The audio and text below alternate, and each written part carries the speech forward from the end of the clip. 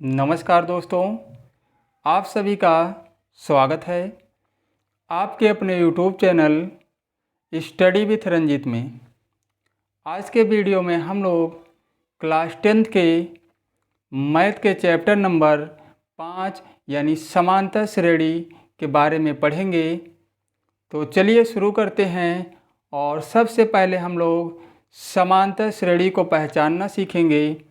उसके बाद समांतर श्रेणी के कुछ फार्मूले को देखेंगे जिसकी सहायता से हम क्वेश्चन को सॉल्व कर सकते हैं। तो चलिए शुरू करते हैं। जैसे अगर मान लेते हैं कोई श्रेणी यहाँ पे ले लेते हैं, कोई एक श्रेणी यहाँ पे लेते हैं। तो देखिए जैसे यहाँ पे एक श्रेणी ले ली गई 6, 10, 14, 18, यहाँ पे एक श्रेणी ले ली गई। और यहाँ पे अगर ये पूछ लिया गया कि ये जो श्रेणी है ये समांतर श्रेणी है या नहीं है, तो इसको हम कैसे ज्ञात करेंगे। देखिए समांतर श्रेणी वह श्रेणी होती है जिसके पदों के बीच का जो अंतर होता है समान होता है। जैसे समांतर श्रेणी मतलब ये श्रेणी दी गई है और इसके पदों के बीच का जो अंतर होगा क्या होगा, समान होगा। तो उस श्रेणी को क्या कहते हैं, समांतर श्रेणी कहते हैं। अब देखिए उसको ज्ञात करने से पहले कुछ चीज़ों को और देख लेते हैं, यहाँ पे समझ लेते हैं। इसे जो पहला पद होता है यहाँ पे इसे क्या कहते हैं, प्रथम पद। और इसे लिखते हैं ए से, लेकिन ध्यान दीजिए इसे A1 से भी लिखते हैं। और ये हो जाएगा हमारा दूसरा पद और इसे A2 से लिखेंगे। और ये हो जाएगा तीसरा पद यानी A3 और ये चौथा पद यानी A4। इसी तरीके से हम पांचवें पद को A5 लिखेंगे, छठे पद को A6 लिखेंगे। तो इसी तरीके से हम इसको ज्ञात करते हैं। तो इसमें क्या बताया गया है, समांतर श्रेणी में क्या भी बताया गया कि उनके पदों के बीच का जो अंतर होता है वो समान होता है। तो उस श्रेणी को हम क्या कहेंगे, ऐसी श्रेणी को समांतर श्रेणी। अब देखिए और उस अंतर को हम लोग क्या कहते हैं, सार्वंतर। उस अंतर को कहा जाता है सार्वंतर। और सार्वंतर निकालते कैसे हैं, देखिए मतलब घटाते कैसे हैं। अगर हमें D1 निकालना है, वैसे सार्वंतर को D से लिखते हैं, लेकिन जब कई बार निकालेंगे, कई बार चेक करेंगे, इसमें से इसको घटा के इसमें से इसको इस तरह से, तो अलग अलग कर देंगे, नाम यहाँ पे D1 हो जाएगा। मतलब पहली बार जब सार्वंतर निकालेंगे तो D1 निकालने के लिए A2 में से A1 को घटाना है। इसका मतलब ये हुआ कि दूसरे पद में से पहले पद को घटाना है। तो दूसरा पद हमारा 10 है, पहला पद 6, यानी कितना आ गया, 4। अगर हम D2 निकालेंगे तो D2 निकालने के लिए क्या करना होगा, तीसरे पद में से, ध्यान दीजिए यहाँ पे तीसरे पद में से दूसरे पद को घटाना है। तो यहाँ पे 14 में से क्या घटाएंगे, 10, तो कितना आ जाएगा, 4। D3 निकाल लेंगे, ऐसे चेक कर लेंगे। अगर सार्वंतर सभी के समान आ रहे हैं तो समांतर श्रेणी होगा। अब D3 निकालने के लिए A4 में से A3 को घटाएंगे। तो यहाँ पे A4 का मान 18 है और A3 का मान 14 है, यानी कितना आ गया, 4। तो सभी सार्वंतर क्या हैं, समान हैं। सभी सार्वंतर क्या हैं, समान हैं। इसका मतलब ये जो श्रेणी दी गई है ये श्रेणी क्या है, समांतर श्रेणी है। क्या है ये समांतर श्रेणी है। इसे हम कैसे लिखेंगे, देखिए चूंकि सार्वंतर समान है, चूंकि यहाँ पे सार्वंतर क्या है, समान है, इसलिए यह श्रेणी या उपरोक्त श्रेणी, यह श्रेणी क्या है, समांतर श्रेणी है। ऐसे इसको लिख देना है बस। और समांतर श्रेणी को हम क्या कहते हैं अंग्रेजी में? Arithmetic progression. क्या कहते हैं? अर्थमेटिक प्रोग्रेशन कहते हैं। मतलब इसे शॉर्टकट में हम क्या लिखते हैं? एपी। क्या कहते हैं? Arithmetic progression. और उसी को शॉर्टकट में कहते हैं एपी लिखते हैं। मतलब समांतर श्रेणी को हम एपी से भी लिख सकते हैं। तो ये जो श्रेणी थी ये समांतर श्रेणी है, मतलब एपी है। इस क्यों एपी है, क्यों समांतर श्रेणी है? क्योंकि इसका जो सार्वधातर है क्या आया था? समान आया था, समान आया था। अब देखिए ये तो हो गया, हम समांतर श्रेणी को ज्ञात कैसे करेंगे, वो तरीका हो गया कि सार्वधातर निकालेंगे। अगर सार्वधातर समान है तो समांतर श्रेणी होगा, और सार्वधातर अगर समान नहीं है तो समांतर श्रेणी नहीं होगा। अब चलिए मान लेते हैं कि किसी क्वेश्चन में पूछ लिया गया, जैसे इसी को मान लेते हैं ये हमारा क्वेश्चन हो गया, और यहाँ पे पूछ लिया गया कि इसका 8वां पद क्या होगा। 4 ही पद तो दिए गए हैं इसमें। अगर यहाँ पे पूछ लिया गया कि इस समांतर श्रेणी का 8वां पद क्या होगा, 8वां पद क्या होगा? श्रेणी क्या होनी चाहिए? समांतर होनी चाहिए। तो समांतर श्रेणी का 8वां पद ये जो दिया गया है इसका क्या होगा? तो 8वां पद हम कैसे निकालेंगे? उसके लिए फार्मूला होता है nवां पद, nवां पद। और nवां पद का मतलब 8वां पद जैसे हमें ज्ञात करना है तो ये सूत्र होता है nवां पद। ये सूत्र जो होता है हमारा an बराबर a plus n-1 into D, n-1 into D. इस फार्मूले की सहायता से हम पदों को निकालेंगे।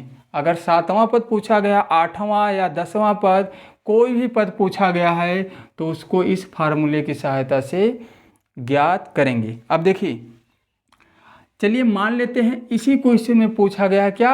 8वां पद क्या होगा। तो 8वां पद कैसे निकालेंगे? ये जो n है इसका मतलब n का जो मान होगा 8 होगा।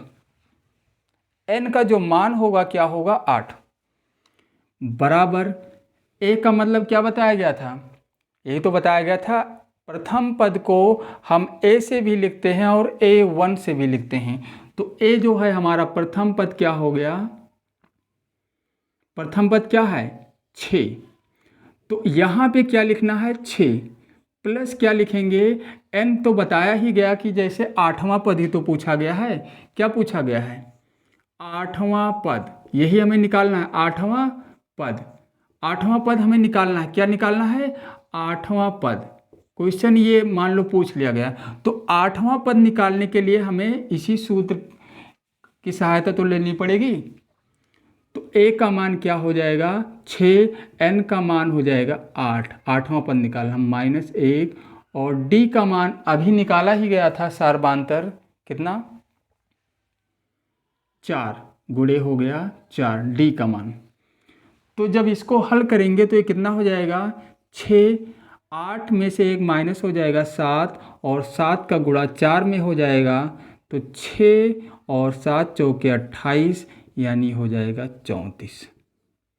ये होगा हमारा 8वां पद। 8वां पद क्या होगा? 34। तो इस तरीके से हम पदों को निकाल सकते हैं जो भी पद पूछा गया है। अब देखिए इसी सूत्र को हम इस तरह भी लिख सकते हैं। जैसे मान लीजिए 5वां पद पूछ लिया गया, 5वां पद, तो हम ऐसे ही तो लिखते a5, a को रहने दीजिए, a का मान नहीं रख रहे हैं। जैसे 5वां पद पूछा गया है तो यहाँ पे 5 माइनस क्या लिखते? 1 और इंटू डी, तो ये कितना हो जाएगा? a प्लस 4d आ जाएगा यहाँ पे। तो इस तरह भी हम इस तरह भी निकाल सकते हैं। जैसे क्या पूछा गया है? 5वां पद, तो 5वां पद पूछा गया तो क्या हो जाएगा? a plus 4d। इसी तरीके से अगर चौथा पद पूछा गया है तो ये a प्लस क्या हो जाएगा? 3d। अगर तीसरा पद पूछा गया है तो a प्लस क्या हो जाएगा? 2d। अगर दूसरा पद पूछा गया है तो a प्लस क्या हो जाएगा? d। पहला पद पूछा गया है तो ए ही हो जाएगा, इसको बताया ही गया था। तो इस तरह अगर मान लो 10वां पद पूछा गया है, मतलब 10वां पद, तो ए प्लस क्या हो जाएगा 9D। इसको ध्यान रखना है, जो पद पूछा गया है जैसे 10वां है तो वहाँ पे ए प्लस 9D, एक कम हो जाएगा, डी के साथ में क्या करना है, एक कम कर देना है, उसी का गुणा। तो इस तरीके से भी तो हम ज्ञात कर सकते हैं, इसी फार्मूले से ही तो ये बन गया है। तो इस तरीके से भी हम ज्ञात कर सकते हैं। तो चलिए अब एक क्वेश्चन को और लेते हैं और उसको भी हल करते हैं। एक क्वेश्चन को और भी यहाँ हल लेते हैं समांतर श्रेणी का, और उसे भी हल करते हैं। जैसे यहाँ पे एक क्वेश्चन ले लिया गया एपी। एपी लिखने का मतलब ये है कि ये जो श्रेणी लिखने जा रहे हैं ये कौन सी श्रेणी है, ये समांतर श्रेणी है। ये कौन सी श्रेणी है, समांतर श्रेणी है। जैसे यहाँ पे लिख दिया गया 2, 7, 12, 17 डॉट डॉट कर दिया गया का 10वां पद, 10वां पद ज्ञात कीजिए। क्या लिखा गया क्वेश्चन में, क्या लिखा गया है, यहाँ पे ये बता दिया गया है पहले ही कि ये जो श्रेणी है ये श्रेणी समांतर श्रेणी है। एपी का मतलब अर्थमेटिक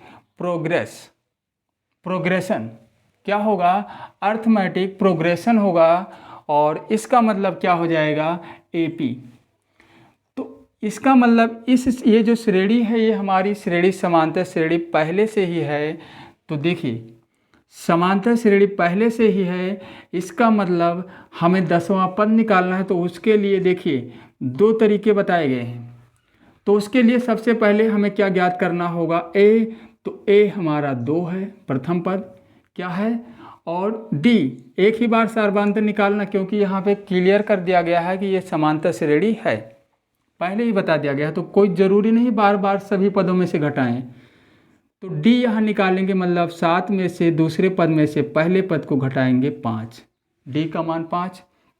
तो क्या सूत्र लिखाया गया था, 10वां पद हमें निकालना है, तो ए 10 हो जाएगा। सूत्र यही तो होगा, सूत्र ये होगा A plus n minus 1 into D, यही तो बताया गया है। तो ए का मान है 2, n का मान है कितना 10, और डी का मान है 5। तो यहाँ 2, यहाँ पे कितना आ जाएगा 9 गुणे 5, यानी 2 और 9 बचे 45, यानी ये आ जाएगा 47। 10वां पद हमारा क्या हो जाएगा 47। और डायरेक्ट इसी तरह निकालते तो ये वाला जो ये स्टेप लिखा गया है ये नहीं लिखना पड़ता। इस तरीके से जैसे अभी बताया गया था, जैसे 10वां पद निकालना है तो ए प्लस क्या कर देना है 9D, यही तो कर देना है। तो ए का मान तो हम निकाल ही लिए, कितना 2, यहाँ पे 2 और प्लस 9, डी का मान तो 5 ही निकाला गया है।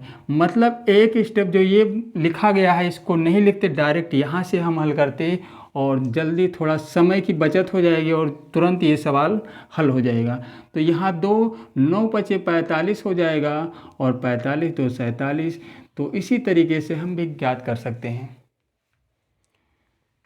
तो आज के इस वीडियो में बस इतना ही, और प्रश्नावली 5.1 के क्वेश्चन को अगले वीडियो में सॉल्व किया जाएगा।